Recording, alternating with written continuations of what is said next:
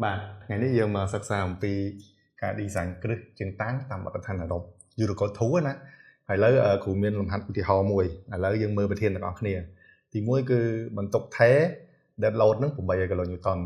បន្ទុកអថេ live load 250គីឡូញូតុនហើយអានេះភាពធន់បេតុងនេះ30 megapascal ហើយភាពធន់បេតុងហ្នឹងបើបទដ្ឋានអឺរ៉ុបគេសរសេរ ICK អញ្ចឹងណា characteristic compressive strength អញ្ចឹងណាបើបទដ្ឋានរបស់អាមេរិកកាំង S'(C) ទេអាហ្នឹងហើយទី2នេះគឺភាពធន់ដែកSYK ហ្នឹង390 megapascal ស្ទាប់ការពារដែក70 mm ដែកសរសៃទាំងពីរទិសអានេះមានន័យថា20លីកម្រិតគ្រូដាក់ឲ្យកត់ចែកឲ្យកត់ដាក់250វិញ250 mm ណាកម្រិតណាហើយទំហំសសរ3តឹកគុណ3តឹកទំហំជើងតាង2ម៉ែត្រកន្លះគុណ2ម៉ែត្រកន្លះអានេះកម្រាស់6តឹកអញ្ចឹងអានេះរូបយើងគូសរុបមកណាមានប៉ុណ្ណឹងហើយអញ្ចឹងគ្រូចង់បញ្ជាក់ថាចេះចំពោះការ design គ្រឹះជើងតាំងហ្នឹងយើងត្រូវឆែក shear stress 3ចំណុចទី1គឺគេហៅថា fasciaហ្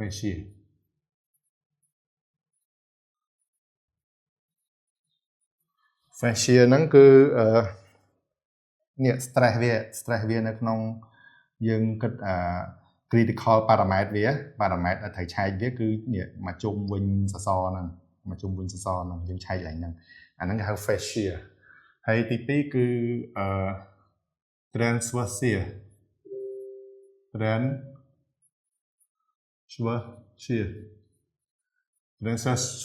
នឹងគេហៅថាអាចហៅថា beam shear មានន័យថា shear ហ្នឹងវាស្រដៀងទៅនឹង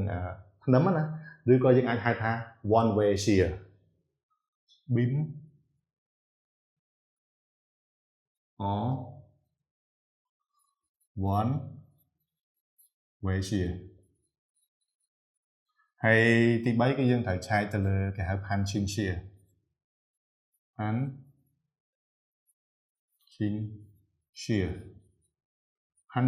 ឹងឬយើងអាចប្រើពាក្យមួយទៀតថា two way shear មានន័យថា shear ពីរទិសណា two way shear ឥឡូវថ្ងៃហ្នឹងយើងមកឆែកម្ដងមកដំណាក់កាលទៅក្នុង shear ទាំង3ហ្នឹងអញ្ចឹងទី1គ្រូបង្ហាញពី fascia គេឆែកមិននៅក្នុងបទដ្ឋានអឺរ៉ុបឥឡូវមួយមើលគ្រូឲ្យតន់ណាឥឡូវ fascia អានេះគ្រូអានជាភាសាខ្មែរអត់ដឹងថាអានថាម៉េចអត់ដឹងថាបកប្រែថាម៉េចឲ្យចំអញ្ចឹងគ្រូដាក់ពាក្យបច្ចេកទេសជាអង់គ្លេសមកតែកុំឲ្យខុសអញ្ចឹង fascia ហ្នឹងឥឡូវយើងគណនាthe ultimate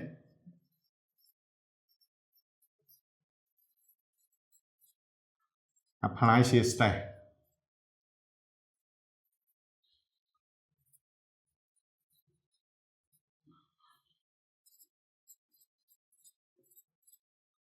ពាក្យថា stress ហ្នឹងមានន័យថាកម្លាំងក្នុងមួយខ្នាតផ្ទៃគ្រាន់តែថា shear stress ហ្នឹងកម្លាំងវាកែងនឹងផ្ទៃអញ្ចឹងណាឥឡូវរូបមន្តវា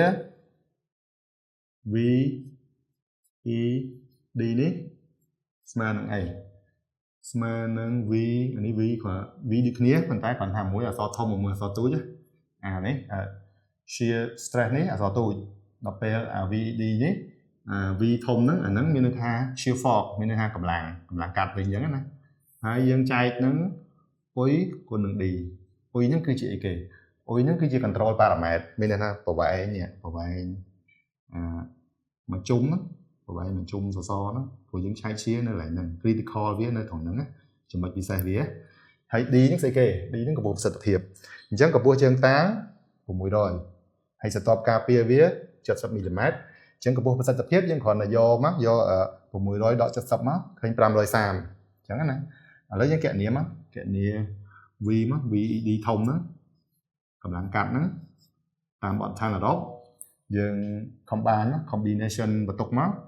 1.35 dead load បូកនឹង 1.5 live load អានេះគ្រូអត់ចាំច្បាស់ដែរបើសិនជាបទដ្ឋានអាមេរិកកាំងដូចជា 1.2 2 hay đi chỉ 1.6 អាហ្នឹងគឺចាំបាត់បានហើយវាខុសគ្នាតិចតិចអញ្ចឹងណាពីបទដ្ឋានអឺរ៉ុបទៅបទដ្ឋានអាមេរិកណាអញ្ចឹងយើងកណនីជំនួសចូលមកជំនួសលេខចូលមក 1.35 គុណនឹង dead load ហ្មងនេះ dead load បន្ទុកថែ800 kN អញ្ចឹងយើងដាក់800មក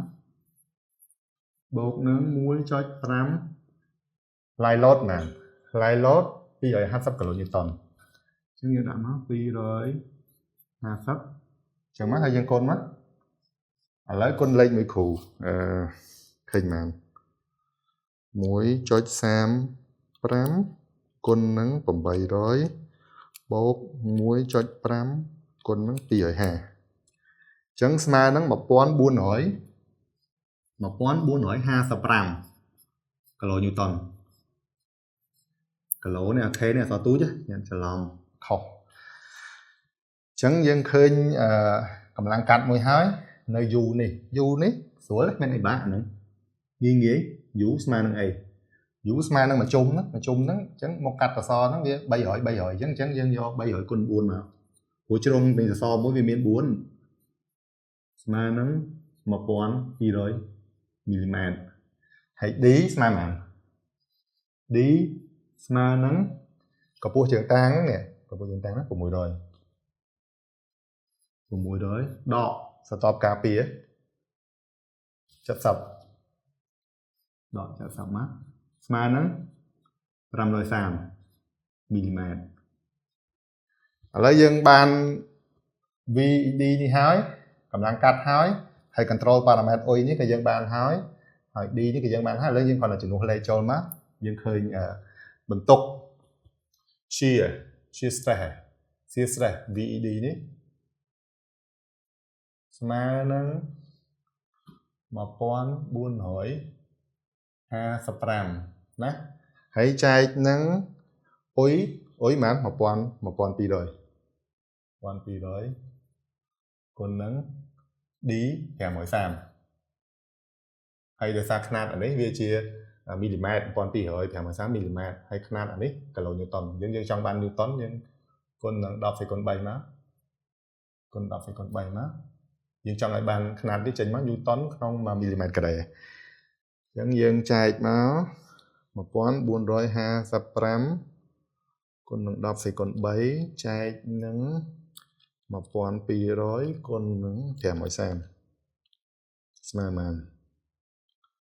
ស្មើនឹង 2.28 ញូតុនក្នុង1មីលីម៉ែត្រការ៉េណាអាហ្នឹង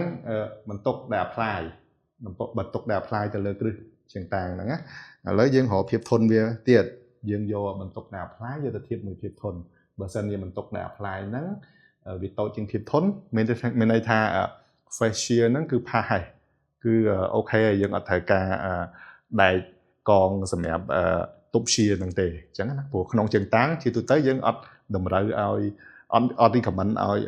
ប្រើដែកកងដើម្បីទប់ shear ទេអញ្ចឹងបើសិនជាវាយើងកណនីទៅវាអត់ជាប់យើងត្រូវតម្លើងកម្រាស់ជើងតាំងអញ្ចឹងណាឥឡូវយើងមកកណនី shear the maximum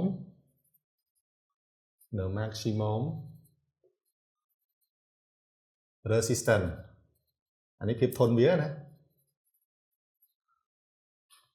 the maximum resistance of shear stress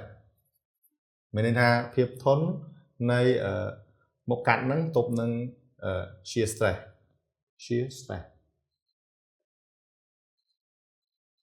ចឹងរូបមន្តវាអីគេ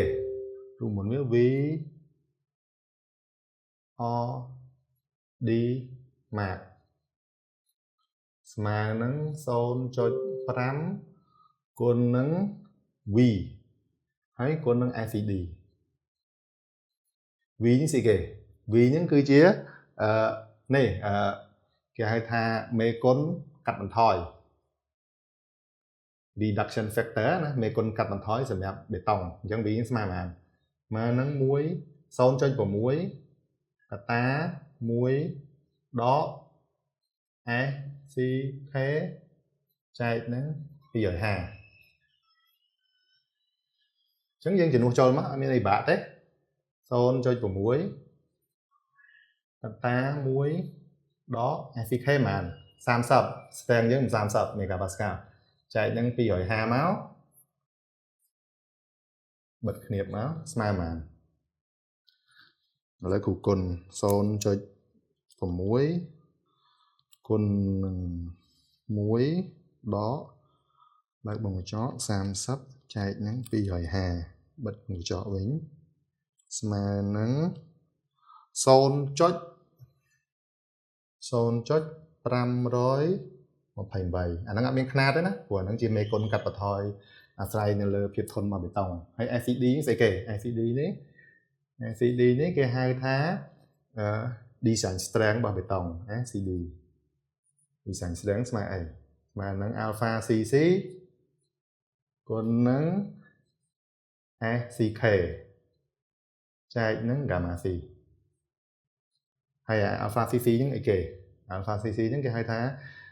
មេគុណសម្រាប់ long term មានន័យថាអាគារហ្នឹងយើងត្រូវកាប់ប្រើយូរមេគុណវា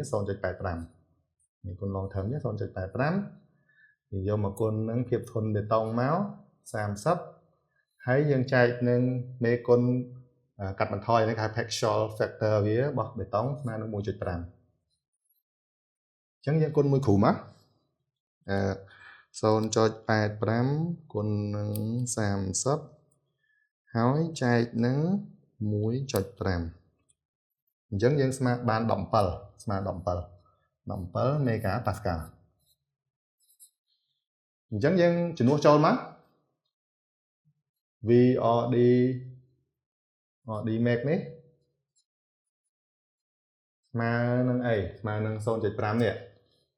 0.5 ហ្នឹងគុណនឹង V នេះ 0.528 ហើយគុណនឹង ACD នេះ17យើងកណនាឃើញមិញហ្នឹងយើងជំនួសចូលមក17ស្មើហើយគុណលេខមួយទៀត 0.5 គុណនឹង0.528 គុណនឹង17ស្មើមែន 4.488 ຂະຫນាតវាអីគេ Newton ក្នុង 1 មីលីម៉ែត្រការ៉េអញ្ចឹងយើង compare មកអានេះភាពធន់វាសម្រាប់ទប់ស្រាយ stress វាគឺ 4.488 Newton ក្នុង 1 មីលីម៉ែត្រការ៉េហើយ apply load VED នេះគឺ 2.28 Newton ក្នុង 1 មីលីម៉ែត្រការ៉េអញ្ចឹងយើងដូចនេះមកដូចនេះ VED ស្មើនឹងប៉ុន្មាន 2.28 Newton ក្នុង 1 មីលីម៉ែត្រការ៉េតូចជាង VRD max RD នេះមានន័យថាតាំងថា resistance ណា resistance ហើយ max នេះមានន័យថា maximum អញ្ចឹង VRD max ហ្នឹងស្មើប៉ុន្មាន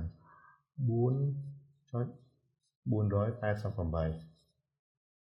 Newton ក្នុង 1 មីលីម៉ែត្រការ៉េអញ្ចឹងមានន័យថា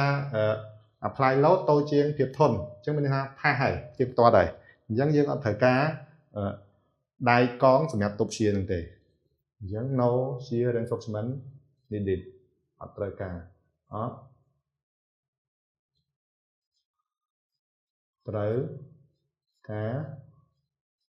ដែកកងសម្រាប់ទប់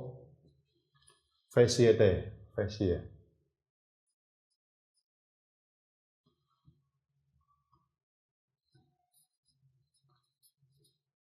ចឹងនេះផ្ទៀងផ្ទាត់មួយផ្ទៀងផ្ទាត់ fascia មួយអូខេហើយបាទអញ្ចឹងការឆែក fascia ទៅលើការ design pad foundation គឺមានតែប៉ុណ្្នឹងទេអញ្ចឹងរងចាំវីដេអូបន្តទៀតដែលលោកគ្រូនឹងធ្វើការបកស្រាយទៅលើ